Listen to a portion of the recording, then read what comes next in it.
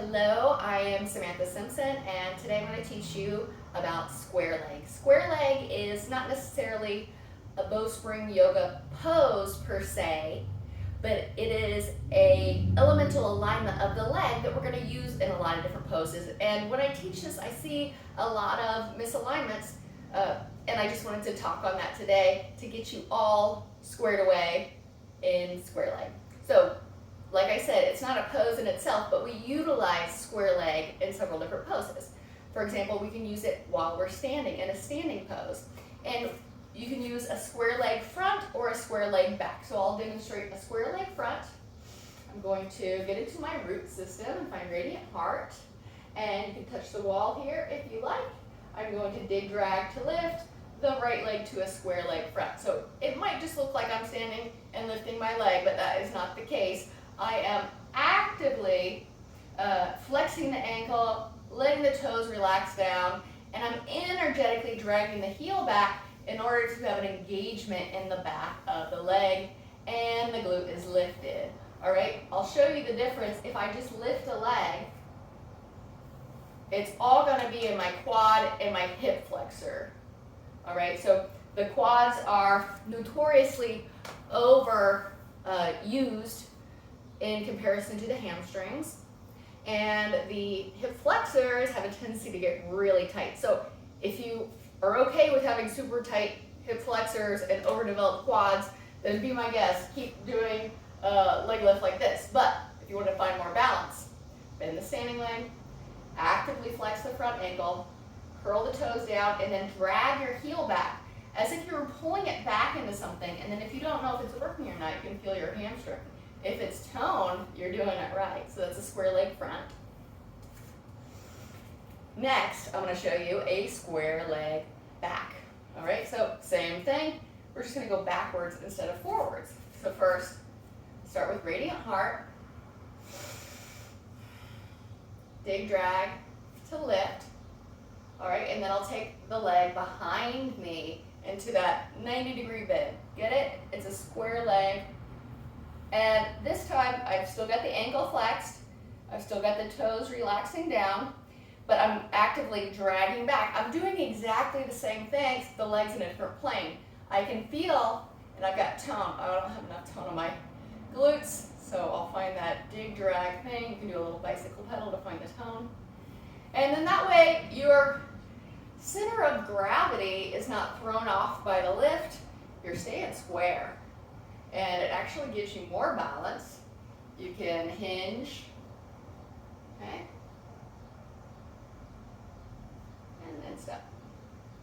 It's a mindfulness practice. Very, very, very much thought and consideration goes to every part of the body, even parts that you're not necessarily looking at. That's why I recommend to practice with a video and watch yourself later, or practice in mirrors. I've got mirrors all around here. And I'm constantly checking my alignment. When I don't have mirrors, I peek down and be like, is that the right alignment? And also you touch, you palpate your muscles to see, are they working? Or are they just coming along for the ride? All right? So we're gonna do square leg on the floor. So I'll come to a mindful position, transition how you would to the floor. I'm going to transition in the bowspring alignment. Hey, big boy. I'm doing a video now. He's a sweetheart.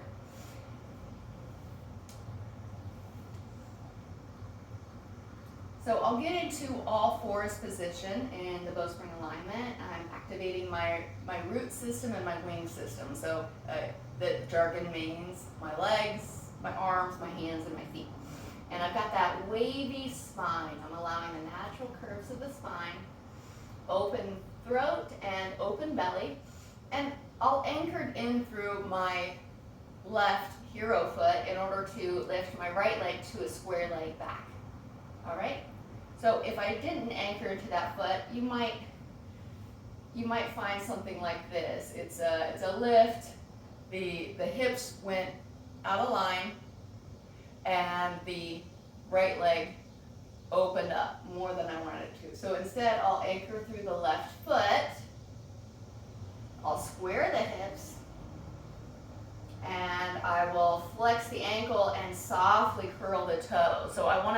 think about holding a ping pong ball in the paw of my foot. Or you can think about holding a puddle of water. Now this is very active. I'm making a muscle with the back of my leg, and I'm starting to sweat because it's a big deal. It's a lot of work to do this. And it's a lot of mindfulness too. You might be watching me. If you're just watching me, you could be like, oh, it looks so easy, I can do that.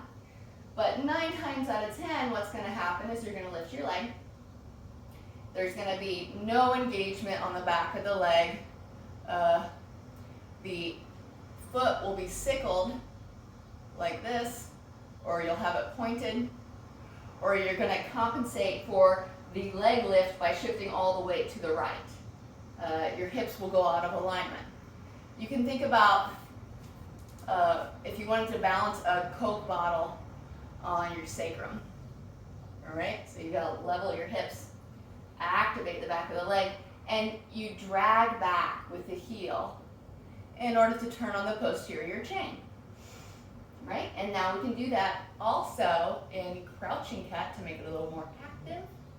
So roll over the toes, keep the same spinal alignment, come into your crouching cat, and then we'll lift up into a square leg back. You really got to drag back with the heel to keep the posterior chain active.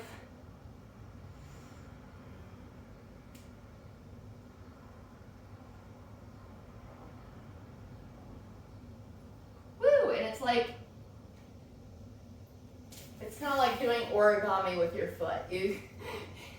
It's really hard to get it into that sweet spot, but once you do, you'll know it. Now, I don't get it every time, but I keep practicing, and that's all we can do is keep practicing. So use a mirror, use a friend, or actually use a ping pong ball, or you can actually use a block to see if your foot is really flexed. Woo! And another tip is you'll want to have a 90-degree bend at the leg for square leg. If you go for more than 90 or for less than 90, you might get a cramp, or it might be harder to activate. So if it's a little bit more than 90 or 90, you'll be able to fully grasp the whole posterior chain. So that's the backside of the muscles in the fascia. Thank you for watching this. I hope you have learned something. Let me know if you have any questions.